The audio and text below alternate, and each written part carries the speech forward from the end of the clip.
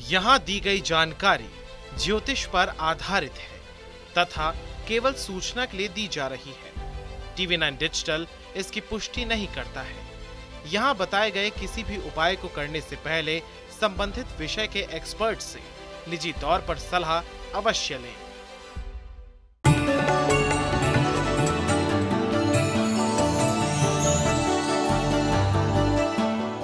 नमस्कार, astro science में आप सभी का स्वागत है। मैं हूं अंजलि और मेरे साथ इस कार्यक्रम में हैं एस्ट्रो साइंटिस्ट गुरुदेव जी वशिष्ठ जी।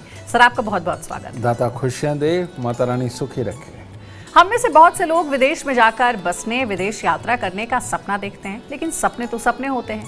आपने बहुत से लोगों को कहते सुना होगा कि किस्मत में होगा तो विदेश जाने का मौका जरूर मिलेगा। ऐसे भी कई लोग हैं जो विदेश जाने का सपना देखते हैं, लेकिन उनमें उनका पूरा जीवन निकल जाता है। वहीं कुछ लोग ऐसे भी होते हैं जो कई बार विदेश यात्रा कर लेते हैं। क्या आप जानते हैं ऐसा क्यों होता है? विदेश यात्रा करने का रहस्य मनुष्य की जन्म कुंडली में ही है। इस विषय को आज हम विस्तार से जानेंगे और इसके साथ ही आपकी राशि के पूरे दिन का हाल भी आपको हम बताएंगे।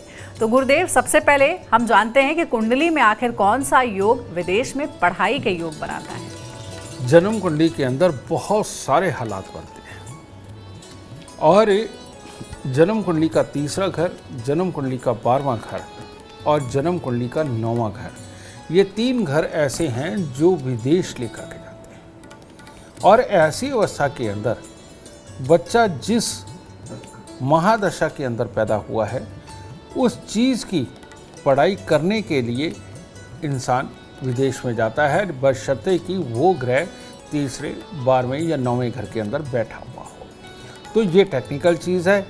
ऐसी अवस्था में आपको स्वयं अपनी कुंडली देखनी पड़ेगी कि अगर आपकी जन्म कुंडली के अंदर जिस महादशा में आप पैदा हुए हैं वो ग्रह अगर 9वें, 12वें या तीसरे घर में बैठा हुआ है तो आप विदेश पढ़ाई के लिए जा सकते हैं। एक तो ये योग है। दूसरा, अगर जन्म कुंडली के चौथे घर के अंदर केतु देव विराजमान है, शनि खराब विराजमान है, तब भी आप विदेश में जा सकते हैं। और अगर जन्म कुंडली के अंदर केतु देव तीसरे, 8वें या 12वें घर के अंदर बैठे हुए हैं तब भी आप विदेश यात्रा कर सकते हैं। तो ये योग बनते हैं विदेश जाने के और विदेश जाकर के पढ़ाई पूरी करने के। इससे पहले तो हमने चर्चा की कि पढ़ाई के योग के लिए कुंडली में कौन से ग्रह दशा का सही होना जरूरी है, लेकिन अब बताइए कि विदेश में जाकर जॉब करने के लिए कुंडली का कौन सा योग होता है? ये सारे जो योग मैंने बताए हैं इनके अंदर भी अगर ये लंबे समय तक आए हों, जैसे कि 5 साल, 7 साल, 10 साल के लिए कोई महादशा चल रही है और उसके अंदर का ये ग्रह है। अब मैं इसको और क्लियर कर देता हूँ। आम लोगों को शायद तकलीफ होगी, लेकिन जो थोड़ा भी ज्योतिष को जानते हो उनको बहुत आसानी हो जाएगी। अगर मान लीजिए जन्म कुंडली के अंदर कोई भी ग्रह जिसकी महादशा चल रही है, उसकी एक राशि 12वें घर में आ रही है, दूसरी राशि उसकी तीसरे घर में आ रही है, तो ऐसा इंसान अगर विदेश का प्लान बनाता है तो बहुत कामयाब होगा और विदेश में जाकर के ही कमाएगा। चाहे नौकरी करे या व्यापार करे वो एक अलग चीज़ है, लेकिन विदेश में जाकर के ही कमाएगा। और अगर कहीं ग्रह स्वयं 9वें घर में, 11वें घर में, 10वें घर में बैठा हुआ और उसकी राशि 12वें और तीसरे घर में बैठ गई तो समझ लीजिए ये सफलता, यानी कि विदेश में जाकर के असीम सफलता पाने का भी समय है। ठीक है। और ऐसे में इंसान विदेश में जाके बहुत अच्छी सफलता पाता भी है। लेकिन अगर छठा घर में बैठा हुआ ग्रह हो और 12वें और तीसरे में उसकी राशि हो तो ऐसी अवस्था में विदेश में जाकर के इंसान नौकरी करता है। और लेकिन अगर 7वें में और 10वें के अंदर ग्रह बैठा हुआ हो, चौथे के अंदर ग्रह बैठा हुआ हो और 12वें और तीसरे घर में उसकी राशि हो तो ऐसी अवस्था के अंदर इंसान विदेश में जाकर के व्यापार करके या कुछ किसी को सिखा पढ़ा करके कमाई करता है। ठीक है। लेकिन जन्म कुंडली के 8वें घर के साथ में संबंध हो या तीसरे में ही ग्रह बैठा हुआ हो और 12वें घर में और तीसरे घर में उनकी राशि भी हो तो ये विदेश में जाके सफल होना, असफल होना, सफल होना, असफल होना, इस तरह के हालात बनाता है।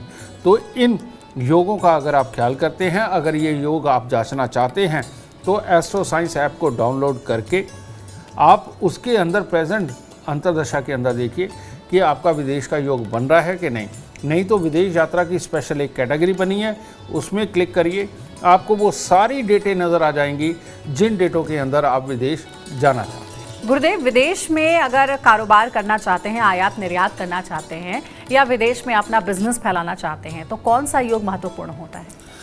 जन्म कुंडली का चौथा घर, उसके अंदर जो भी राशि है वो राशि का ग्रह अगर तीसरे, 12वें या 9वें घर के अंदर बैठा हुआ है और उसकी दूसरी राशि किसी तरह से अगर 10वें घर से भी संबंध रखे या छठे घर से भी संबंध रखे तो या 7वें घर से संबंध रखे तो ये व्यापार के योग बनते हैं और इंपोर्ट एक्सपोर्ट के योग बनते हैं।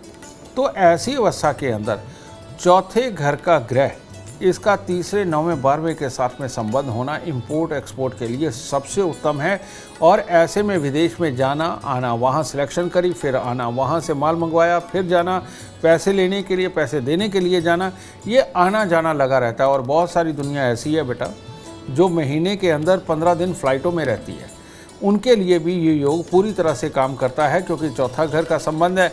तो रोज़ जाकर के अपनी पैदाइश स्थली पे वापस आएगा, रोज़ जाकर के अपने घर परिवार के पास वापस आएगा, ये योग बनता है। गुरुदेव, कुछ लोग ऐसे तो होते हैं जो विदेश जाकर बसना चाहते हैं, इन लोगों के लिए कुंडली में कौन सा योग देखा जाता है? आज तुमने बहुत सारे लोगों की समस्या का हल निकालने का सवाल कर दिया। बहुत सारी दुनिया विदेश तो जाना चाहती है, कईयों के तो कुदरती योग होते हैं, उनकी आइल्स भी बहुत जल्दी हो जाती है, उनका वीज़ा भी जल्दी लग जाता है, बिना तकलीफ़ों के डॉक्यूमेंट सारे पूरे हो जाते हैं, चुटकियों में निकल जाते हैं, ठीक है। लेकिन कई लोग जाना तो चाहते हैं लेकिन पापड़ बेलते हुए उम्र बीतती चली जा रही है लेकिन उनका काम नहीं हो रहा है। ऐसे में विदेश जाने के योग जन्म कुंडली में नहीं होते हैं, सिर्फ चाहत होती है, ठीक है। लेकिन जो लोग विदेश जाना चाहते हैं, बहुत देर से तकलीफ़ें झेल रहे हैं और उनके डॉक्यूमेंट्स भी पूरे नहीं हो रहे हैं, इन लोगों के लिए अमृतमयी लाल किताब का एक उपाय। जन्म कुंडली के अंदर 12वें घर के साथ में अगर केतु का संबंध हो तो इंसान विदेश जाता है। 12वें घर के साथ केतु का संबंध हो तो विदेश में कामयाब होता है। 12वें घर के अंदर केतु देव का संबंध हो तो विदेश में बच्चे भी जाके पैदा करता है। तो यानी कि संपूर्ण उपाय तो यही बनता है। तो ऐसी अवस्था के अंदर हम अगर बृहस्पति और केतु को जन्म कुंडली के 12वें घर में स्थापित करते हैं तो इंसान की विदेश जाने की जो मेहनत वो कर रहा है, जो प्रयास कर रहा है, उसमें कामयाबी पूरी तरह से कामयाब होगी और उनको इसका फल मिलेगा। तो उपाय क्या है? 43 दिन लगातार एक 2 रंग के कपड़े लाएं, एक सफ़ेद एक काले रंग का। जो काले रंग का कपड़ा है वो आगे से बिल्कुल कोना बनाते हुए आपने बनाना है और पीछे का जो सफ़ेद रंग का है वो डंडे के साथ में जो आपने एक होल बनाना है डंडे के लिए, ये एक तिकोना झंडा बनाएं सफ़ेद और काले कपड़े को मिला करके, लेकिन कोने वाला हिस्सा काला और पीछे वाला हिस्सा जो डंडे में लगेगा वो सफ़ेद। ये बना करके तिकोना झंडा 43 दिन डंडा लगा करके मंदिर की छत पर लगाए, गुंबद पे नहीं, छत पे ये लगाना है। तो ये केतु की स्थापना जन्म कुंडली के 12वें घर में होगी। इसके साथ में अपने घर की छत पे हर रोज़ थोड़ी सी चने की दाल आपने वो गिरानी है ताकि पक्षी चुग जाएंगे, कोई बात नहीं। तो हर रोज़ चने की दाल घर की छत पे गिराएं और काला सफ़ेद ये झंडा केतु की स्थापना ये मंदिर की छत पर लगाएं। तो आपका विदेश जाने का सपना पूर्णतः सच होने वाला है और पूरी कामयाबी के साथ में सच होगा। गुरुदेव, कुछ लोग सिर्फ विदेश घूमने के शौकीन होते हैं, तो क्या इसमें भी कुंडली का योग मायने रखता है? बिल्कुल मायने रखता है। तुमने एक शब्द इस्तेमाल किया, शौक। शौक शुक्र देता है। शुक्र का घर 7वां घर होता है और 7वें घर में बैठी हुई राशि, 7वें घर में बैठे हुए ग्रह की राशि अगर तीसरे और 12वें घर के साथ संबंध करती है तो ऐसी अवस्था के अंदर शौकिया रूप से आदमी विदेश में घूमने जाता है। या 7वें घर में बैठा हुआ ग्रह, इसकी महादशा, अंतरदशा, प्रयंतरदशा जब भी आएगी उस वक्त में इंसान शौकिया तौर पे विदेश में घूम के आएगा और पूरी मौज मस्ती करके आएगा। तो ये चीज़ आप हमारी ऐप से भी जान सकते हैं, एस्ट्रो साइंस ऐप से, और अपने पास कोई भी आपके यहाँ काबिल ज्योतिषी हो तो उससे आप पता कर सकते हैं कि 7वें घर में बैठे हुए ग्रह का समय कब आ रहा है अंतरदशा में। तो तब आप विदेश की यात्रा करके वाकई में अपने शौकों को पूरा कर सकते हैं। गुरुदेव, ऐसा भी होता है कि कुछ लोग घूमने के बड़े शौकीन होते हैं, क्योंकि उनके बारे में ही हम बात कर रहे हैं, विदेश ही नहीं बल्कि देश में भी। तो क्या घूमने के शौकीन लोगों के लिए भी कुंडली में कोई विशेष योग होता है? कहते हैं 7 समुंदर पार की यात्रा चंद्रदेव करवाते हैं और सूखी जमीन की यात्रा ये केतुदेव करवाते हैं। ठीक है, तो ऐसी अवस्था में अगर जन्म कुंडली के अंदर केतु का संबंध तीसरे घर के साथ में रहे या 12वें घर के साथ रहे तो ऐसा इंसान बहुत घूमने वाला होता है। अपने देश में भी विदेश में भी वो घूमता है। लेकिन जिनके चंद्रमा का संबंध तीसरे घर के साथ बन जाए, 12वें घर के साथ बन जाए, ऐसा इंसान समुद्र पार की यात्राओं के अंदर वो घूमता है। और पहाड़ी इलाके का भी बनता है। पहाड़ी इलाके के लिए शनि देव को देखा जाता है, क्योंकि वहाँ पर बड़े बड़े पहाड़ होते हैं। तो ऐसे लोग जिनके शनि का संबंध दूसरे घर से, तीसरे घर से, चौथे घर से और 12वें घर से बनता है, इन लोगों को सूखे एरिया पसंद नहीं आते, इनको ग्रीनरी वाले पहाड़ पसंद आते हैं। तो ऐसी अवस्था के अंदर पहाड़ों के ऊपर जाकर के घूमने का जो रास्ता है वो शनिदेव तैयार करते हैं। और रेगिस्तानी इलाके में भी घूमने का ग्रह है, क्योंकि रेगिस्तान के कारक मंगल देव है, जिनमें पानी का अंश नहीं होता। ठीक है, तो ऐसी अवस्था के अंदर अगर मंगल खराब का संबंध तीसरे घर के साथ हो जाए तो जितने भी फौजी हैं वो तीसरे घर के मंगल के कारण ट्रांसफ़र पे रहते हैं। और जिनकी ट्रांसफ़र वाली जॉब होती है कि मियाँ जम्मू में है और बीवी कन्याकुमारी में है, ऐसे जो हालात है ये खराब मंगल भी देते हैं। और ऐसी अवस्था के अंदर आदमी अपने घर पे उसका मन नहीं टिकता, हमेशा वो बाहर ही रहता है, या नौकरी की मजबूरी के कारण भी उसको दूर दूर और सूखे इलाकों के अंदर घूमना पड़ता है। तो देखिए, गुरुदेव ने बता दिया है और आप उन उपायों का ज़रूर ध्यान रखिए, क्योंकि अगर आपकी इच्छा है विदेश में जाकर के बिजनेस करने की, विदेश में घूमने की या फिर विदेश में सेटल होने की, अगर आप जीवन में कामयाबी चाहते हैं, अपार धन और लाभ चाहते हैं, तो गुरुदेव के बताए हुए उपाय ज़रूर करें। उम्मीद करते हैं आपको आज का विषय पसंद आया होगा। कल आपके सामने लेकर आएंगे एक और विषय जो आपकी कॉम्प्लिकेटेड लाइफ को बना देगा आसान और खुशियों से भरपूर।